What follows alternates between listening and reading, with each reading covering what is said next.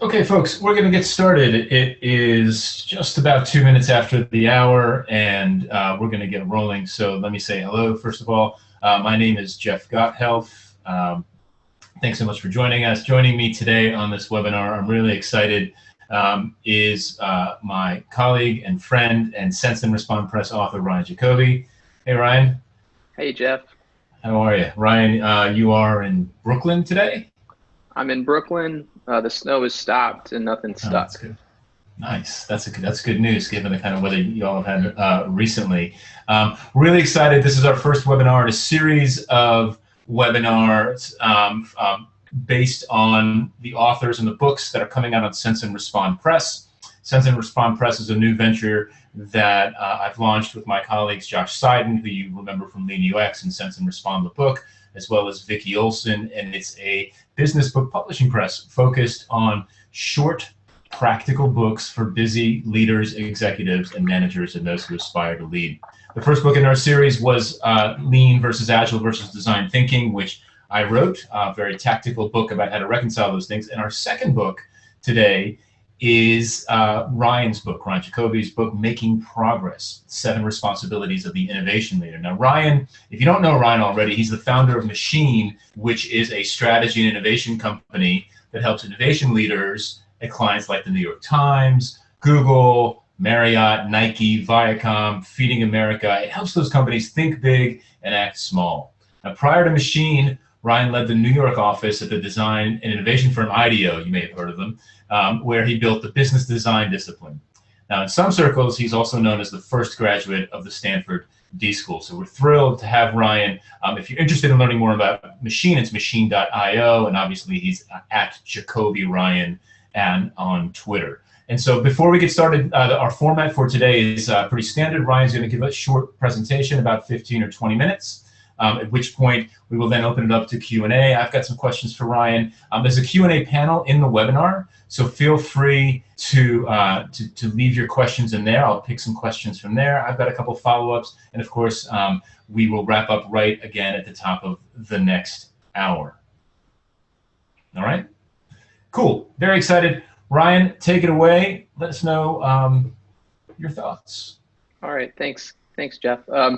And first thing I want to say is thanks to Jeff, Vicki, and Josh at Sense and Respond Press for the opportunity to write this book and to put on this webinar and speak with you. Where this came from is this summer Josh asked if I would be willing to write a book. And maybe he was wondering if I'd be able to, maybe both, for the new press. And we workshopped a few different ideas. And I kept coming back to this question. And this question is, if you're an innovation leader, and we'll talk more about that in a second, what's your job? What's your job? Because it wasn't always, and it isn't always clear to me that that is clear to people out there in the world. So we try to answer that job in the book. I'll show you basically an outline of all the things in the book, but we're going to focus on something slightly separate from that today, which is this difference between innovation and transformation. So, but back to this book for a second, back to that question, what's your job if you're an innovation leader? It basically came from 2 places. First, I have this quirk where on LinkedIn, I generally say yes to just about everyone. And there's a few different reasons for that. One of which is in the innovation and venture space, serendipity is your friend. So you get to meet people who are sharing kind of interesting ideas that way. But it also means when you say yes to just about everyone on LinkedIn that you see a lot of resumes and job descriptions come over the transom. And with all apologies to the people that write those, and I've certainly written tough ones in the past, most of them are pretty horrible. So here's the body copy.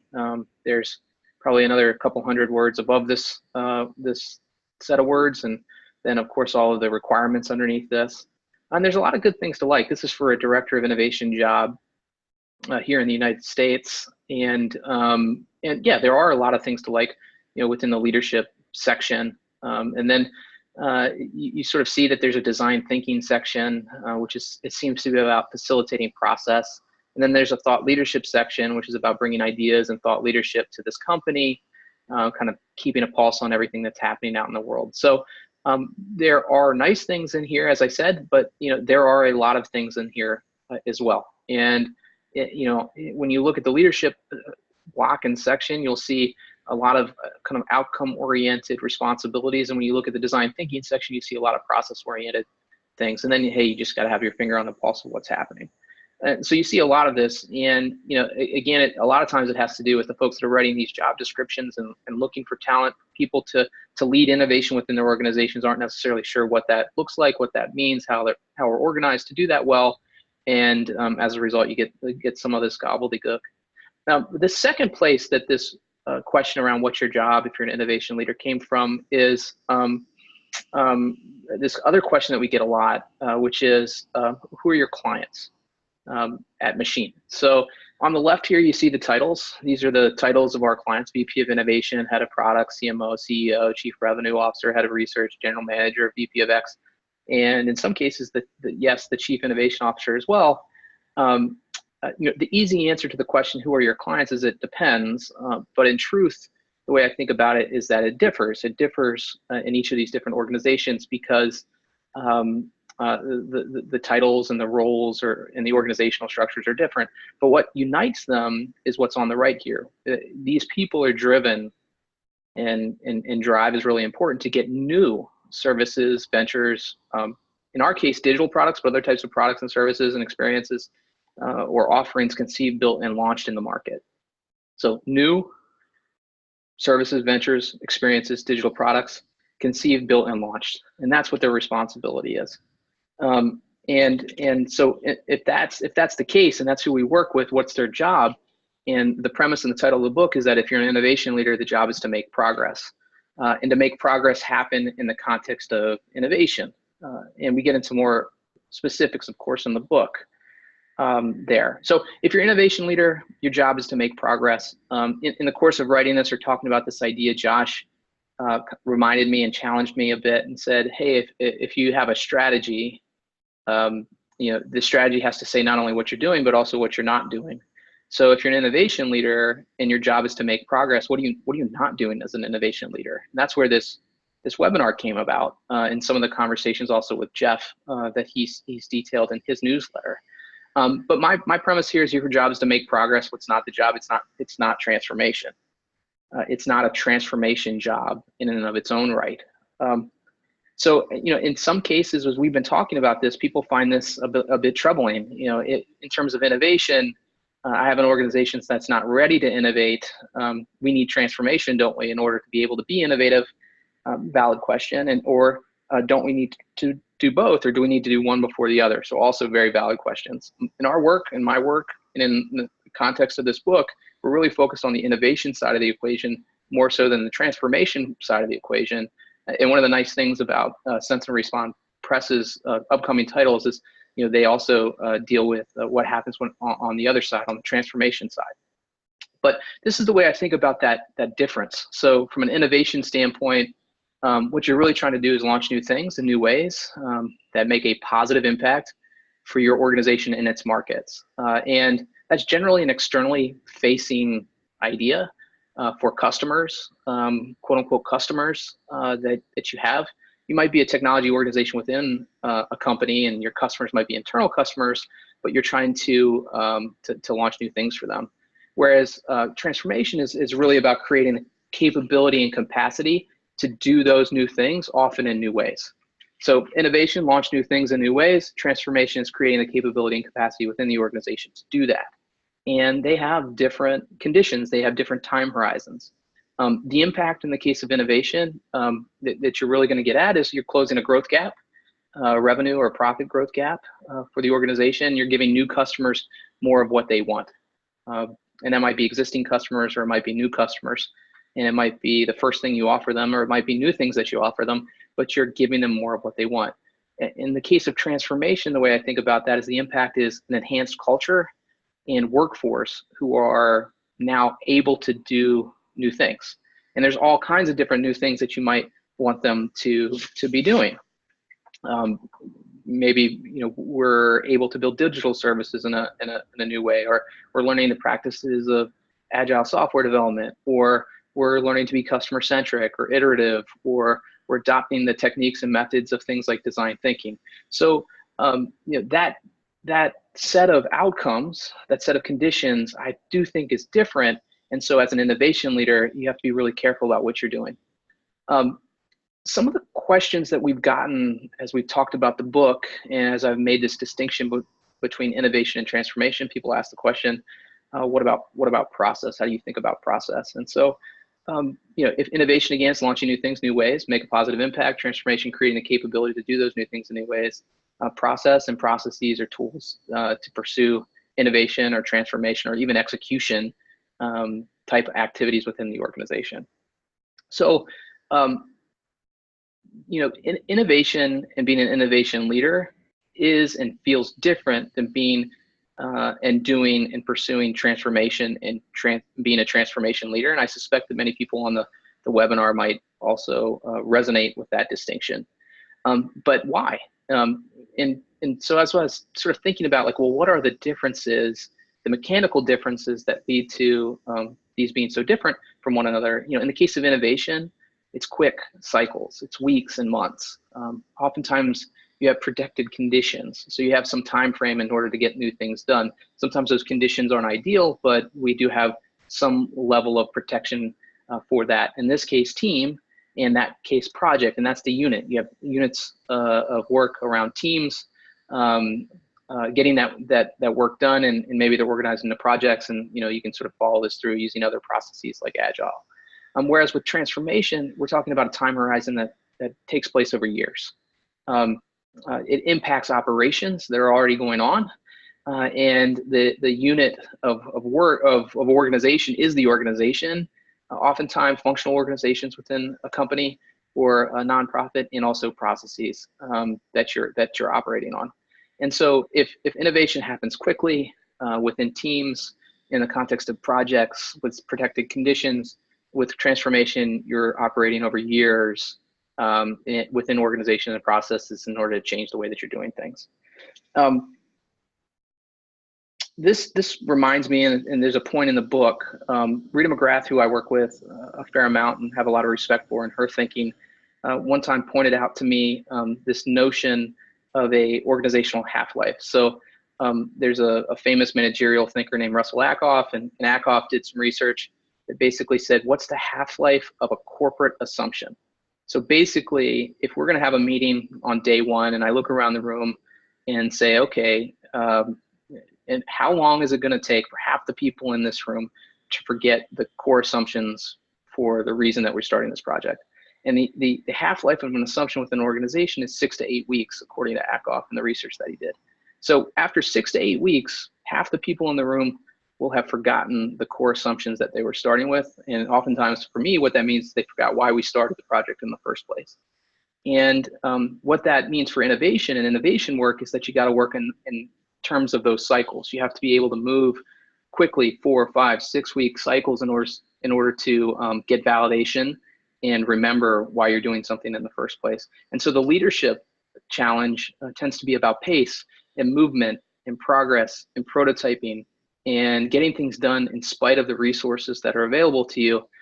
Whereas transformation, it's like, coming back over and over again to the changes that you want to make, working with organizations, functional organizations within a company that are already doing something in a certain way. And so that's just a really important distinction to me. Back to the book for a second. I mentioned that it's about leading innovation. It's about this notion of making progress. We lay out in the book 7 responsibilities as we see them for the innovation leader. The first is to define progress in the context of the organization itself. So what does good look like when it comes to moving things forward? What is the growth gap that we have? How many and which customers would we reach that we're not reaching today? So being very concrete about that. The second responsibility is to set an innovation agenda. So flowing outwards from the notion of what progress means, what are the key problems, key customers, and the types of things that we're going to make through innovation and with innovation. More on this in just a second. And then the rest of the responsibility is creating and supporting teams that build, cultivating the ingredients for progress. So think about assumptions, strategic questions, evidence, we don't get into ideas that much. We kind of leave that to process. But what are the other ingredients that lead to progress within organizations? Giving great feedback as an innovation leader and helping teams make this progress that we're looking for, and the corollary there, providing inspiration to help them stay fueled up to do this hard work. And then finally, rewarding progress and staying focused on providing incremental resources and funding the things that are moving forward, and as a result, taking resources away from the things that aren't. In the second responsibility and innovation agenda, you can see a bit more about this distinction between innovation and transformation. So what's your innovation agenda is a question I find myself asking, and the thing that we're trying to do with clients is to help them basically see if they are clear, or to get clear about which customer problems they're trying to solve, which customer groups and types those problems come from, and how does that relate to markets, and then what they think they'll make. This is probably best illustrated through an example. So I'm trying to help get dinner on the table for people everywhere in the United States of America. And in particular, I'm really interested in helping working parents with young kids, families that are starting out. And what we think we're going to make is prepared food solutions. We're a food company. We know how to do that. That has some logic to it. To understand that as an innovation agenda, that we're trying to do those things in new ways, maybe go to market in new ways, actually do the solutions in new ways. And we're going to try to figure out what makes the most sense for those customers, if we're really solving the right problem and giving them value in the context of a value proposition and a solution to help them get dinner on the table. The same company might come to us and say, hey, we want to get dinner on the table. We want to help working parents with young kids, but we want to do that through digital solutions. And if it was a food manufacturer that hadn't done a lot when it came to digital solutions, I might stop and say, hey, maybe this is a transformation moment rather than an innovation moment. Is it the goal of this team to figure out how to build these digital solutions no matter what? Or are you doing this project as a way to figure out how to build digital solutions? If it's the former, great. Like we're gonna figure it out together. We're gonna do that quickly. We're gonna use resources that might actually not be the resources within the organization to get it done. If it's the latter, you're looking to use this project to build digital solution capability, I'm gonna tread much more carefully as an innovation leader, because I'm not sure I can make the progress that I need to make as I do that. So being clear about your innovation agenda can also help you identify opportunities for where you might be in a transformation situation rather than an innovation situation.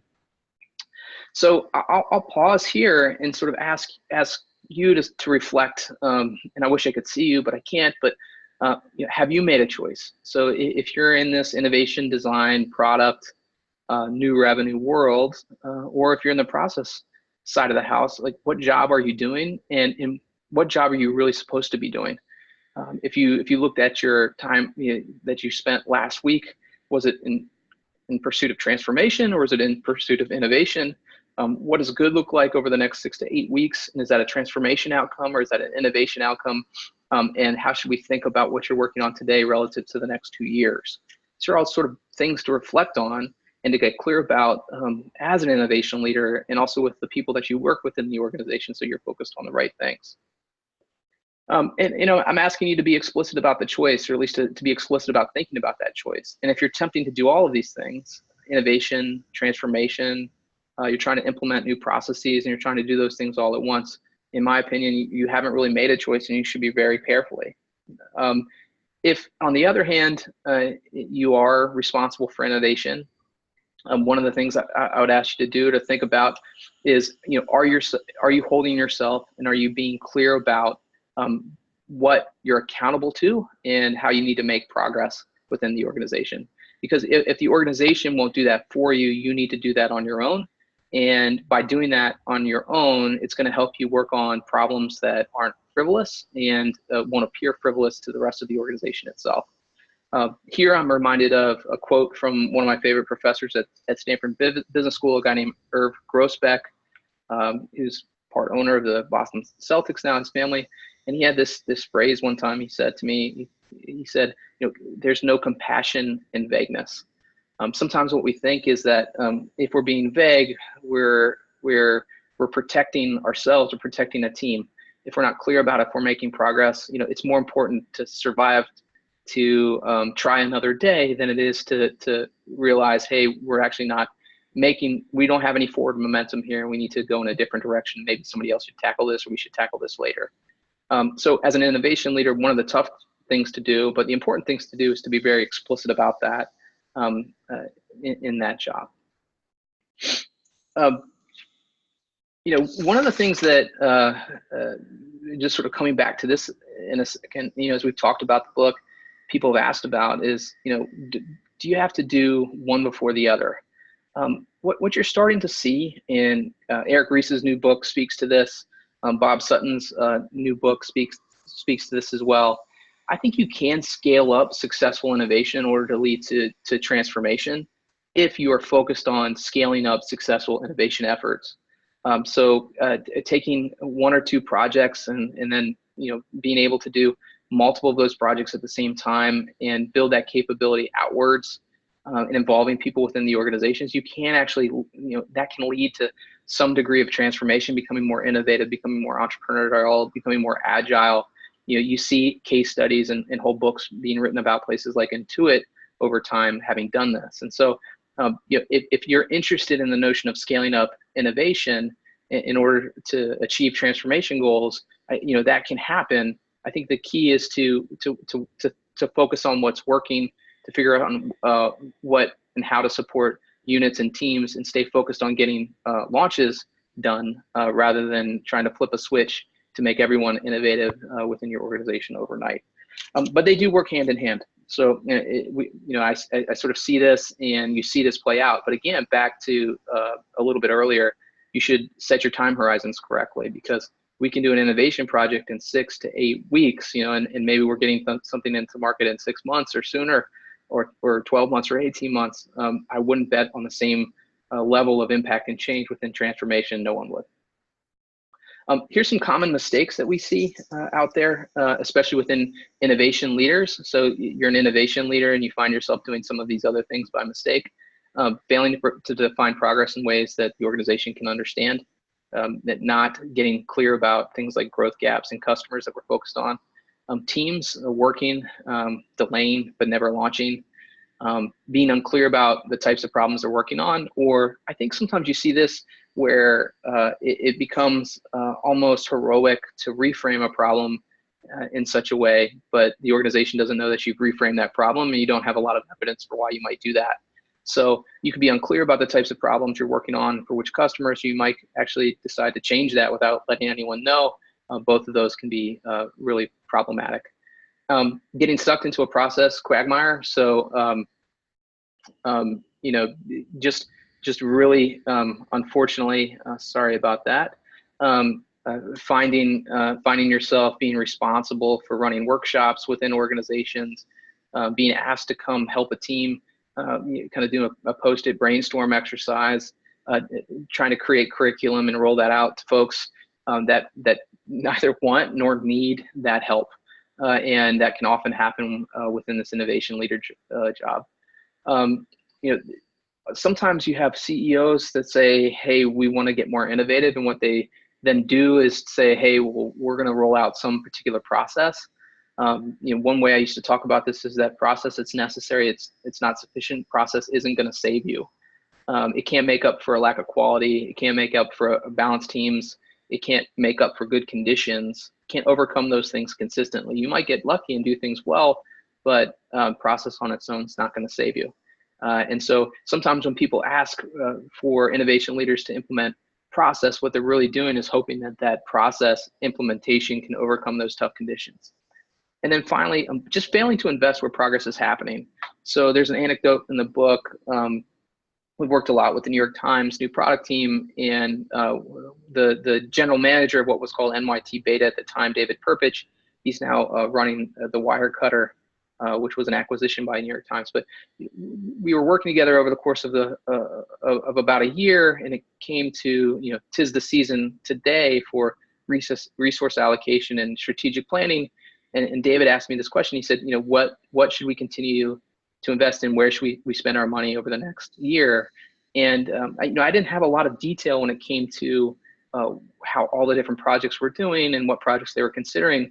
And so my best answer, and I think it probably is, remains the best answer, is focus on providing money to the teams and the projects that are making progress, and then withhold funding and resources from the ones where inaction is happening. So where the team isn't moving forward, where they're spinning the wheels, or it just feels like we don't have the right team in place to make the progress, because you're never going to be able to spend your way out of that stall. So a lot of times, and Eric does talk about this in the new book as well, he calls it, I think, entitlement funding, where it feels like project teams are sort of entitled to the next tranche of funding. That isn't the right way to support those teams. So all a lot, I talk very quickly, I'm sure. It's easy to do that when you're on a webinar, but the point here is that, as an innovation leader, you need to think about what your job is. And, I think it's making progress. I think you should be very careful about taking on a transformation job and an innovation leadership job, unless you're the CEO or the CIO, and that's very explicit in what you're doing. That the time horizons for transformation and innovation are quite different. The units of organization are quite different. And it's both of those jobs are hard enough without trying to do both of those at the same time. In our work and in the book that we wrote, it's really about the innovation side of that equation more so than it is the transformation side of the equation. And being clear about that, I think, will help individuals who are facing that situation do better. So with that, we wanted to open it up, I think, to questions and thoughts. Absolutely, thanks, Ryan. That was great. And we're seeing some questions coming in now in the Q&A box. I think you're starting to get people's motors turning a little bit. So I'm going to give you some questions from here, and let's see. Kind of think through a good order for these. So let's start with this one. Okay. So Karine asks, do you think innovation can be enough and will lead the way? In other words, or do you need the transformation process to happen first or concurrently with innovation? I don't think you should. I think if you are betting on transformation to happen first, I wouldn't make that bet. So I'll sort of start with, in that question, Karine, is a good one. We see it a lot. And I think when you're within organizations, you feel that. You're like, I don't have the ability necessarily to influence everything. What's a transformation effort take? Are people bought in from the top down? Maybe I'm in charge of an innovation team. What should I do? How do I get things done in the absence of the rest of the organization? So I think if you're on the innovation side of that equation, Jeff, that you should really do whatever it takes to make progress. And you have to be entrepreneurial. You have to learn how to do things, maybe pick up new processes, go outside to get some help, find pockets within the organization where they're doing those new things already in order to make progress. I think that if you're deliberate about that at a very high level within an organization, you can use those types of efforts to transform an organization. You can use successful innovation teams making progress as case studies to adopt those practices, and you could get transformation. I don't think if you just go after transformation without in the first part that you're going to necessarily get what you want when it comes to innovation at all. Got it. Good. So perfect segue into the next question. So an anonymous question from the group says, okay, so what's an example of a meaningful definition of progress, and how was it measured? Yeah. So in the case of innovation, again, you want to do this in the context of an organization, but I talk about what's called a growth gap. And lots of folks have written about what a growth gap is. I mentioned Rita a little bit earlier. A guy named Ian McMillan is another person. But we have a forecast, and let's say we're focused on a commercial organization here. We have a forecast in terms of what we need to do to grow next year. You need to grow top line revenues by X percent. You need to grow profit by X percent. We're not sure how we're going to do that. So what's the gap between where we are today and where we need to be, and how do we close that gap? Is the way I would start in terms of progress. You need to get things built and launched in order to make things go. You have to earn the right to continue to grow. And if you do that as an innovation leader, if you we mentioned in the book, like if you embrace those numbers as well, or as better than anyone else in the organization, you're going to get a lot of credibility. You're able to deliver on that is going to lead to more resources. It's going to let you do more things.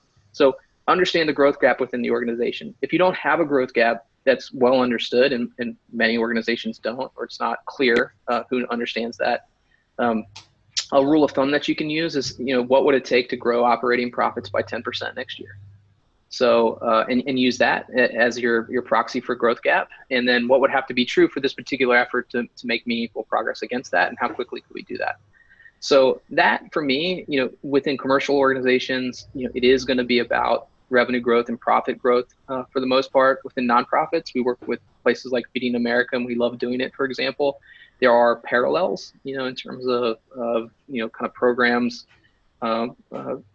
beneficiaries of programs and people reached, kind of equivalencies in value that you can use. But if you don't have one of those growth gaps, do that. The other way that you do it is through launches. I believe that watching, getting better and more facile and nimbler when it comes to the process is really important. So a measure that we sort of use sometimes is what's the time to first feedback on a prototype rather than time to market. So, if I've got a prototype, how quickly am I getting that in front of someone to react to it? Kind of use that as a measure of progress within a process. And then, ultimately you're going to get measured on launches. So is that thing reaching the market? Is it interacting with customers in a way that would allow them to buy it, that would allow you to close the growth gap? Got it. And I love the fact that the success metrics that you're putting out there are measures of customer behavior. So inevitably they're going to ask you, like you said, about launches, right? But up front, you're setting the expectation that our definition of success, particularly early on, but also moving forward, is changes in customer behavior, right? Right? Adoption. Yeah, adoption and growth. I mean, if I can launch something that doesn't sell, I'm trying to launch things that do sell, or the equivalent. Right. Sign-ups. Let me ask you another. So Maya asked, she said, what's your view on launching new things that might make a neutral impact or might not take off, right? Usually in order to launch. So you tried, and that shows an innovative spirit, but you might not have gotten it right. So yeah. What's your take on that? Well, especially with digitally fueled products and services today, and I think this goes back to a book you wrote as well, Jeff, with Sense and Respond, oftentimes you're able, once something's in the market, to change it and evolve it in such a way that you can actually make something happen. So there might be the opportunity for you to be able to grow something even once you get it launched. And you have to ask yourself that question. So back to that anecdote with David, some of those products and services were in the market. And, not all of them were growing as well as we thought, but some of them had potential to grow. So, don't feel like just because it's out there, it's done. And in the world of innovation in particular, there's a handoff moment. There's a hey, we're on to the new thing moment, which is, really exciting if you're on the innovation side of the house, but also very dangerous if you're looking at this organizationally, because you need to plan for those launches, but you also need to plan for, like, where's this thing going to land and how's it going to grow after the fact. And so there's an organizational dance there between handing off something that gets to the market and who might run with it and grow with it after you're done with it, for example, as an innovation team. And then you learn something from that. I think one of the things that's really endemic within organizations, unfortunately, is that we say we want to become a learning organization. And this goes back years and years, but we're not really very good at being a learning organization. So maybe that team understands what they learned, but the rest of the company or the rest of the organization itself doesn't. And I think that is a responsibility of the innovation leader, which goes back to the cultivating the ingredients for progress part. Like, sharing is caring, doing is knowing, and teaching what you've done is probably, like, really knowing. And so, I think go out there, take the learnings that you have and share them with people and see how they react to them. And, you might be surprised by that. So yeah, on balance, I want to get things launched. I'd rather something get to market in a cheap way, in the appropriate way, and in a way that mitigates the cost of failure, of course. So let's not overinvest to figure out whether something's going to work or not in the market. But most organizations could just do better at that. And that in its own right is a successful outcome. But where do you put the money next becomes the question. And you want to invest where you have the chance for growth, where you have the chance for additional progress, or the team believes that's a possibility. Got it. Thank you. So along those lines, right? So you talk about defining progress in terms of the org understanding, org understanding and learning, right? So Daniel wants to know, like 6 to 8 weeks to ship isn't possible under some definitions and some businesses. How do you help organizations lower the bar of innovation? In other words, get to these kind of, I guess, these shorter cycles of learning. Yeah, I mean, back to that sort of notional metric that I shared. What's the time to first feedback? You know, maybe the thing to do is to focus on that a little bit. Now, the thing is, I'm somewhat in the work that we do, and this webinar sort of points this out. Like we do this innovation work in spite of and despite the readiness of the rest of the organization often. We're brought in sometimes by clients to say, hey, our organization's not ready, but we can't wait. Can you, thoughtfully, politely, collaboratively help us get things done, catalyze us to move us forward, even as we try to work on this transformation effort. And, back to this question, I'm not ducking this question at all. That means sometimes, getting somewhat insurgent in terms of your techniques. So here's a trick I use, for example, working with a team at an organization. People are like, yeah, we need to develop the ideas and we'd love to do research, but we're not really sure what that is yet. So you start looking at the time horizon to get out into the market. A trick I play is basically, hey, we've already scheduled customer research sessions. They're happening on Thursday. People are coming in the building. That's an easy way to do it, easier than necessarily getting outside of the building. It's already set up. I don't know what we're going to show them, but it will be really awkward if we just stare at them for the entire 30 minutes that they're in the office. So let's just do what we need to do in order to be able to get something kind of cool or interesting in front of them. Because we probably have hunches, we probably have assumptions, we probably have hypotheses, we probably have ideas that are floating around that are often good ideas. Maybe they're overcomplicated or something like that. It's harder to get things to market in a lot of those situations. So sure, like, a new car model, it takes years often, not weeks. So I get that, but there are things that we can do with people that help us move forward over that same time horizon. So just by being a little tricky with the calendar, being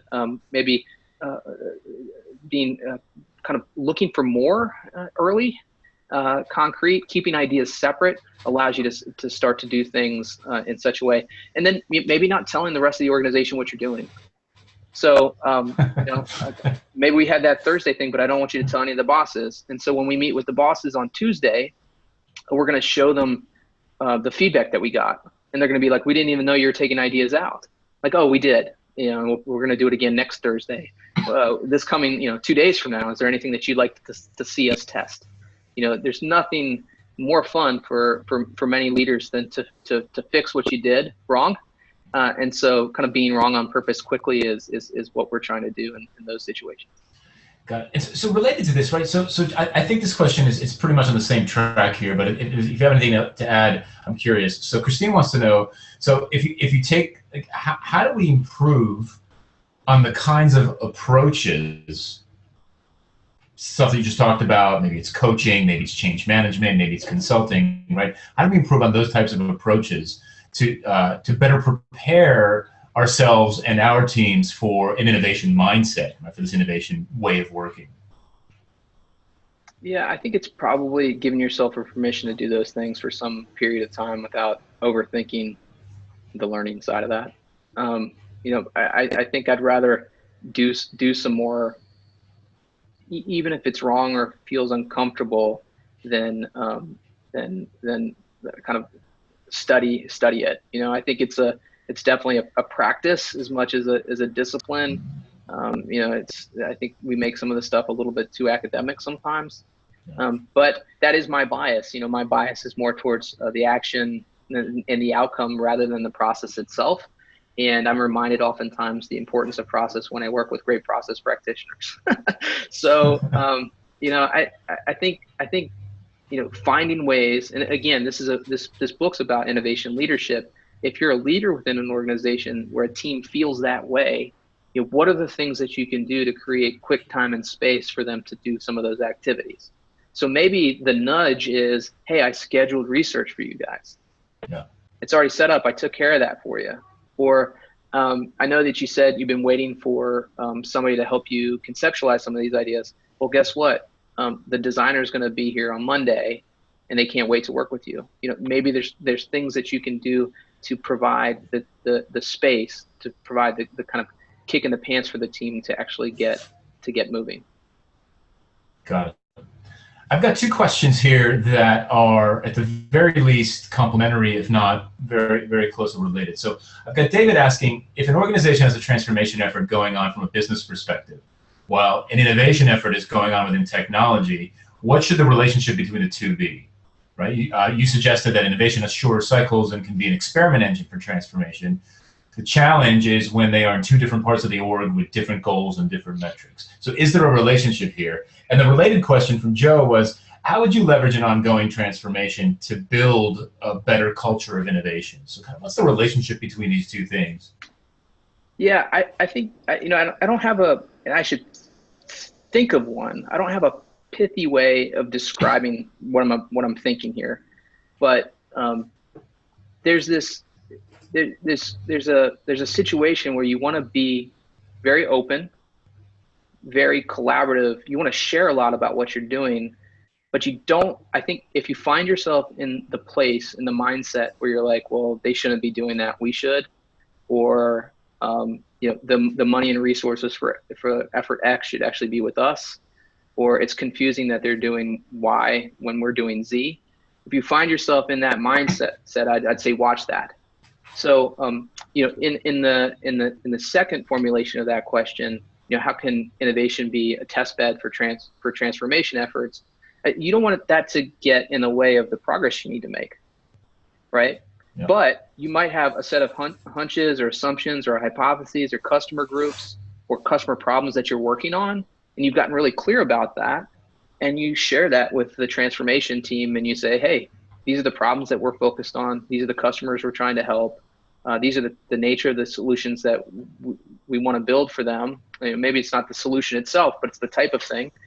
It would be really great if we were able to build these types of solutions better and faster. Is there anything that you could do to help us with that?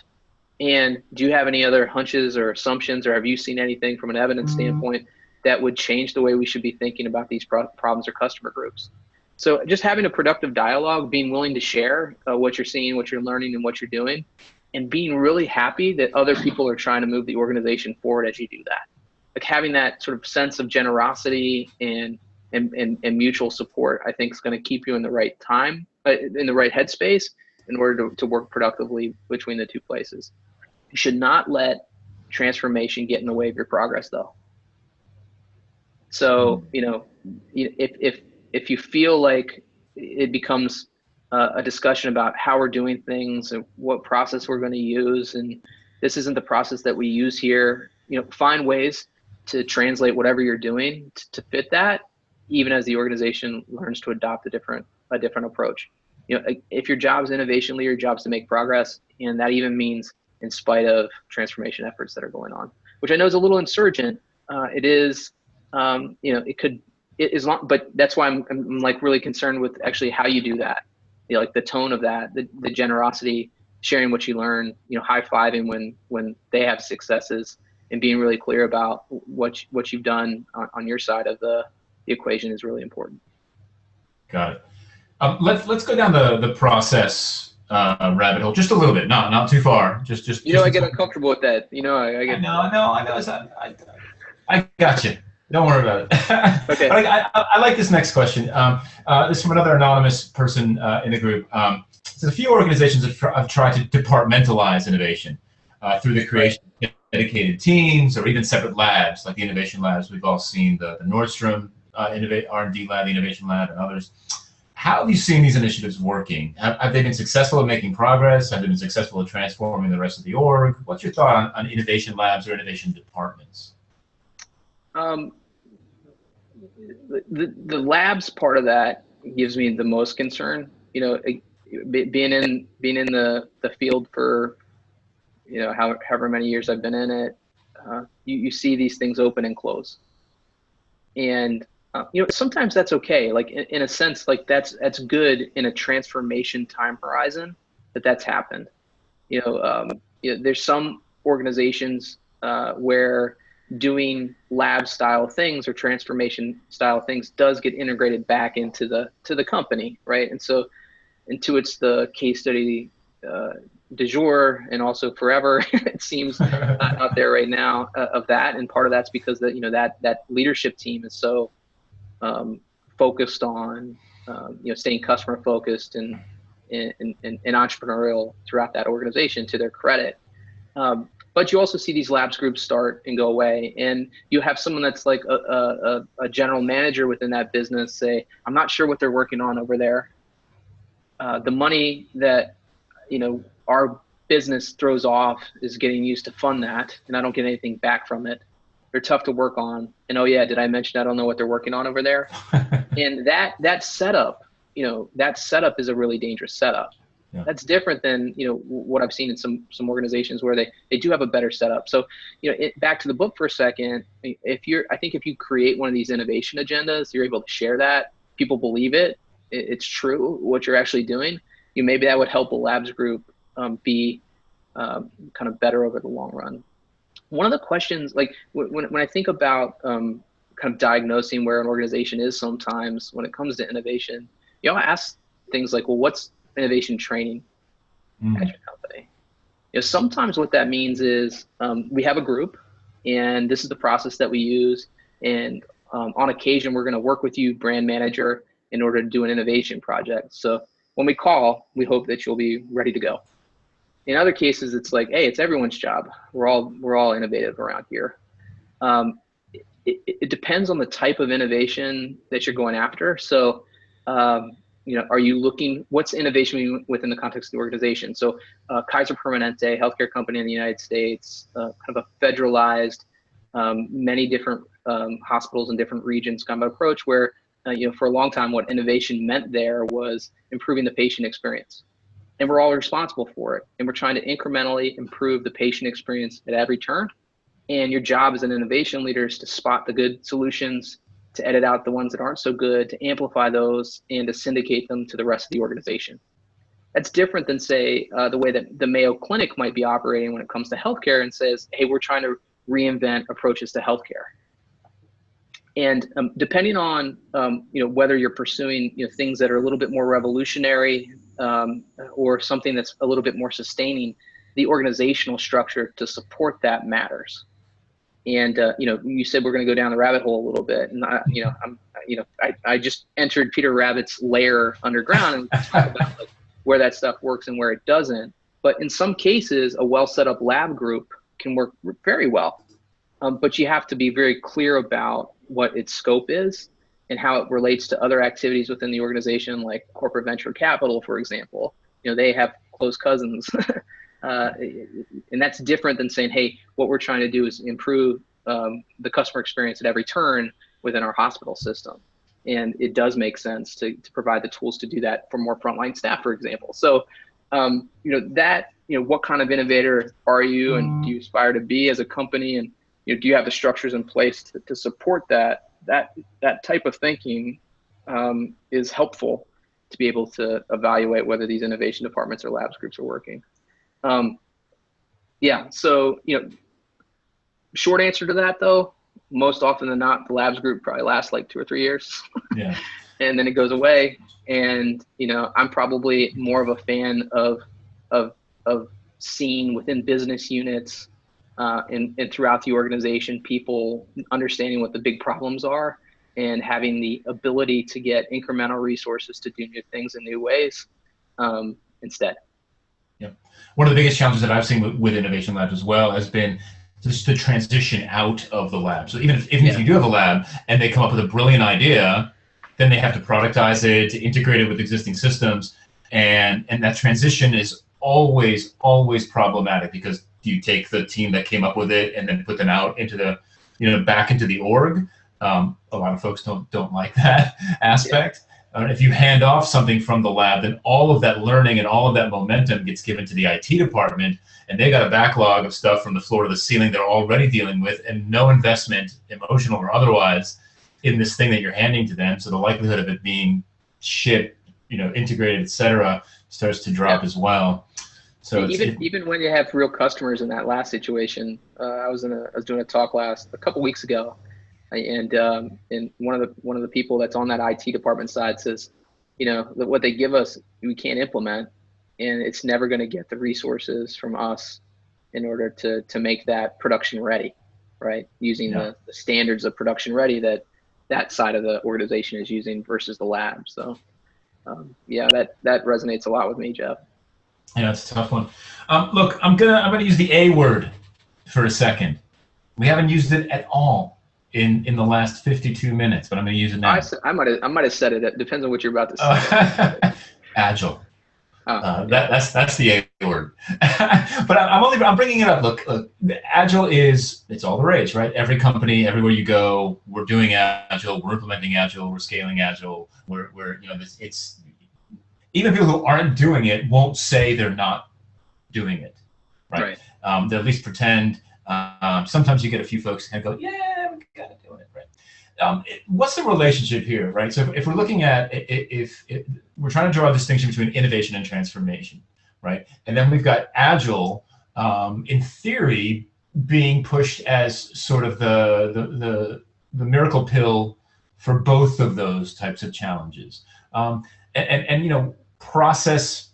So talk to me a little bit about, is Agile the way to good innovation? Does it matter? And if not, how do you, what is the kind of process goal you're shooting for?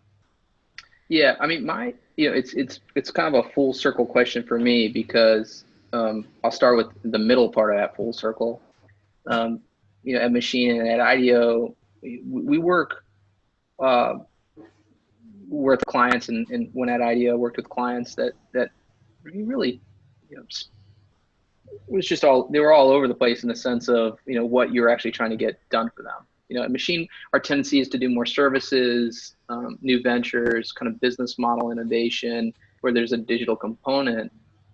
Where I used to work, they would do, insulin injection pens, where they had time horizons, kind of more akin to the question a little bit earlier, that are years and years to get things done. So there's whole categories of problems to be solved where they're increasingly digital. There's more and more software involved, but there are other types of outcomes that need to be made. So Agile can't be the answer to everything, because there's just types of innovation that's happening out there right now. There are problems that are being solved where it isn't inherently the software side of what Agile does. And I said this is sort of a full circle thing. I was a systems engineer and wrote bad software in the beginning of my career, and learned about extreme programming at the time. And at some point when people told me about, sort of the relationship and how those things are all related, I'm like, oh, that makes a lot of sense. And, I think, kind of smart practice software development, focused on kind of making units of working software makes a lot of sense. And it works really well with things like Lean Startup. It works really well in software cases where you might be doing things like, maybe a team is a little bit more, of the design thinking kind of team or something. And all these things are pretty closely related to one another. So, I think it's a great tool, but Six Sigma wasn't the salve for everything either. So, those things, horses for courses, guy I used to work with used to say that, these tools, you want to pull them out and use them in the right moment. I think the way I've heard you talk about this, Jeff, is that there's a reason that you're hiring the process. Right. And so if the reason that you're hiring Agile is to do kind of lean, iterative, considered software development, seems like a good reason to hire it. If you're hiring Agile software development because you believe it's going to change the way that Joe in accounting looks at the world, it's probably not the reason to hire Agile. So, yeah. Got it. Good. All right. We've got time for one more. I'm going to ask you a tactical one. I like this one. I think it'd be nice to close. It's nice and tactical. There's a bunch of questions we didn't get answered. I'll forward them to you as well, and you can maybe choose how you'd like to respond to those, whether it's on Twitter or a blog post or something along those lines. But the last question here is from Karine. Karine says, look, you talked about corporate venture investment, right? Have you seen corporate venture investment be helpful to the organization to become more innovative or more forward-looking as a whole, not just in the in the accelerator lab? I think when done well, yes, I have seen that. And there's some really interesting models out there too. I've recently had a chance to meet the folks from Touchdown Ventures, which are basically saying, hey, we're going to provide corporate venture as a solution to your company in order for you to do this well. I think when I've seen it done poorly, it's when a business development person who's in the strategy group who was kind of interested in this stuff starts hanging out with startups and going to demo days, and that's tough on the entrepreneurs. I've worked with Collaborative Fund, a great early stage VC firm here in New York and California for a long time, and so I've seen both sides of that equation. That those founders are really trying to navigate the organization. If you don't do that well, it's going to be bad for everyone. Might be fun to go to demo day as an executive and to think a little bit, but that's kind of similar to going on the corporate jet tour, but not necessarily changing anything 4 or 5 or 6 months onward. That said, there are people who are creating real value, placing bets in different ways through corporate venture. And so back to that rabbit hole, Peter Rabbit's lair for a second, if you're looking to do distributed revolutionary innovation, that is hard to do within an organization. In a sense, the mechanism for that is venture capital, maybe ICOs these days. And so in order to do distributed revolutionary things that happen outside your walls, thinking about investment and venture investment in that type of asset class makes a lot of sense. So it's just whether or not you can structure to make that happen. Do I think that has a lot of returns organizationally? Probably not. It provides, less in the way of like transformation, in the way that we're talking about it today, than it does, hey, we placed a bet and now we have an option on this company, or it's allowing us to get it into a market that we're not into today. Maybe Walmart and Jet's an example of that. You made Walmart, not an example of that. Maybe they're doing it very well, but it takes a lot of money in order to do it well at that scale. Got it. Awesome. Ryan, thank you very, very much for your time today and the insight and the content. Fantastic. Obviously, we'd love for you all to pick up Making Progress. If you do pick it up, please write a review on Amazon. They actually care about that thing. So if you read the book, love it, hate it, whatever, I care about it on too. Amazon. And before you go, we've got we've got a fantastic webinar next month on Feb 27th with Felipe Castro. Felipe is writing a book for us on OKRs, scaling OKRs for the organization, tying in the corporate goals.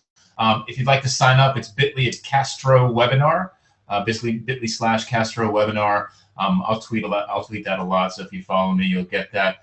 Thanks so much for joining us today. If you've got any feedback, feel free to send it to me directly. You can tweet it at me, you can email me, any channel that you'd like. Ryan, thanks again, everyone. Enjoy the rest of your day, and we'll see you next month. Thanks, Jeff. Take care, folks. Bye. Yep.